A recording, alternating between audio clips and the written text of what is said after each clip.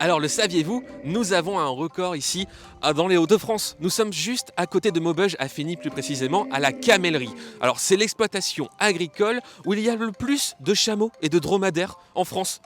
C'est quand même dingue cette histoire. Bah oui, je suis d'accord, moi aussi ça m'épate. Et du coup nous allons rejoindre Julien. Julien qui est intarissable sur le sujet des dromadaires et des chameaux et qui est aussi un amoureux de ces animaux. Moi j'ai tellement de questions à lui poser, j'ai trop hâte. C'est parti.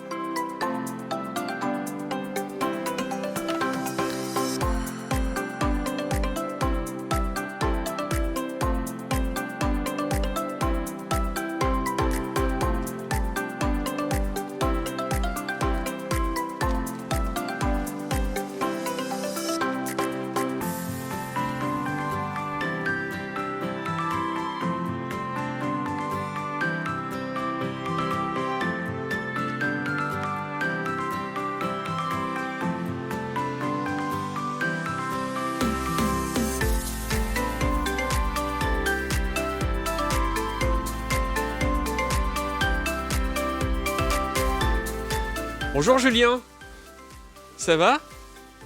Je vois que tout le monde est occupé à manger. Ça y est, c'est l'heure, c'est le goûter on va dire. Alors vas-y, je t'invite à sortir un petit peu. On va en discuter. Je vois que t'es fan de ces animaux. J'aimerais savoir comment tu t'es dit un matin, bah tiens, je me réveille, je vais faire un élevage de chameaux, de dromadaires. Eh ben, je me le suis pas dit tout seul en fait. Donc c'est vrai que moi je suis très passionné des animaux et un peu atypique, je pense que ça se comprend. Un tout petit peu, juste un tout petit peu. Voilà. Donc oui, tout me passionne, mais à l'origine, moi j'ai été voir des études scientifiques, commerciales, tout ce qu'on veut, mais rien dans l'agricole. Par contre j'ai été cavalier, donc j'ai eu ce premier contact avec l'animal grâce à l'équitation. Et puis j'ai rencontré une personne, 2 personnes, 3 personnes, 4 personnes. Moi j'ai créé une entreprise qui transportait les animaux de zoo à zoo. Et en fait l'histoire du premier chameau, donc le début de tout, j'ai un parc zoologique qui m'a demandé de ramener une vingtaine de chamelles de Russie. Et en fait dans ces véhicules, une chamelle s'est un peu blessée sur une patte, donc elle est restée ici. Et le zoo m'a dit, garde-la. Voilà, ça c'est la première. Alors ça m'intrigue. C'est un joli bruit quand même. Je sais pas si on l'entend vraiment bien à la caméra, mais c'est quand même très sympa.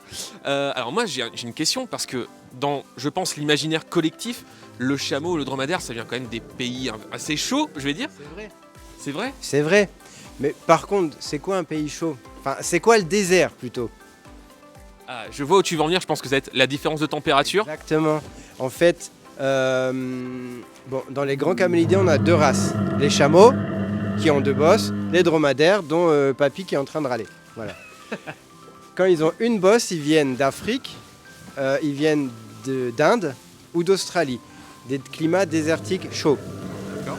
Les chameaux qui ont 2 bosses, ils viennent de Mongolie, du Kazakhstan. Désert froid. Donc déjà, dans l'idée que ça vit dans le sable à 60 degrés, c'est pas tout à fait vrai. Il y en a un petit peu partout. Il y a 48 pays dans le monde où il n'y a pas du désert dans 48 pays. C'est sûr, c'est sûr. Et actuellement, tu as combien d'animaux ici dans cette exploitation? Avec les naissances ici, on va avoisiner les 80 cette année.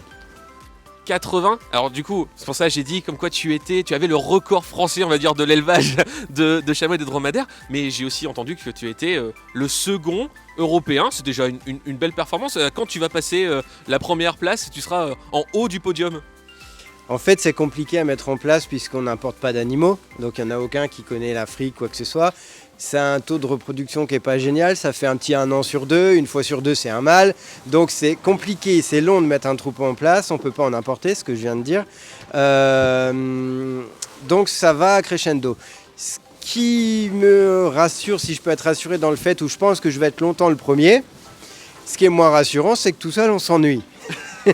Donc en fait, c'est pas désagréable d'avoir des personnes également qui s'intéressent à tout ça.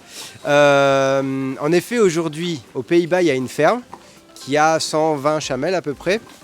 Et si on parle d'un niveau européen, des fermes comme moi, on est 3 ou 4 en Europe. Il y en a une en Allemagne, il y en a une en Pologne. Et eux, ils ont un petit peu plus d'avance que moi parce qu'ils ont déjà leur production. D'accord. Alors, du coup, toi, tu as, donc on va dire avoisinons les 80 animaux. Alors, que fais-tu avec ces animaux? Eh bien, en fait, je me suis rendu compte que grâce à ces animaux, on fait tout et n'importe quoi. Et ce que je veux dire par là, c'est que peu importe le sujet qui vous interpelle, on peut y intégrer la vie du chameau, du dromadaire dedans. Qu'on parle de climat, qu'on parle d'écosystème, qu'on parle d'une agriculture, de production de lait, qu'on parle de la laine, qu'on parle de la route du sel, la route de la soie, qui ont été faites par ces animaux, qu'on parle d'éco-pâturage, qu'on parle de tout. Le chameau est dedans, qu'on fasse de l'équitation, En fait, il y a une place pour le chameau partout, qui est complètement oublié chez nous, puisque évidemment chez nous, ça c'est un animal soit de cirque, soit de zoo. Mais en fait, la culture de l'animal, elle n'est pas du tout telle. C'est ça, en fait, il y a tellement de sujets qui abordent du coup les camélidés, si je dis pas de bêtises, c'est ça. C'est hyper intéressant. Alors là, on n'a que des adultes. Je suis pas sûr, mais je crois voir un chamelon de l'autre côté. C'est un chamelon. Les chamelons qu'on voit là-bas, ils sont nés il y a 1 an maintenant. D'accord. Après, dans cet enclos, Papy Kiral a une dizaine d'années. Et tous les un peu plus petits sont les jeunes qui ont 1 ou 2 ans. Donc ce sont des jeunes femelles qui serviront donc à faire du lait quand elles auront 4 ans. Donc c'est du stand-by en fait si on veut. Si on parle en termes agricoles, ça c'est de la génisse. Voilà. D'accord, c'est une très belle ressemblance, on y voit, on comprend tout de suite. Et concernant ce lait, donc toi tu réussis à l'utiliser pour faire des produits, faire des choses. Le fait d'être le premier fait aussi acte de jurisprudence. Donc tout ce que vous amenez, c'est bizarre.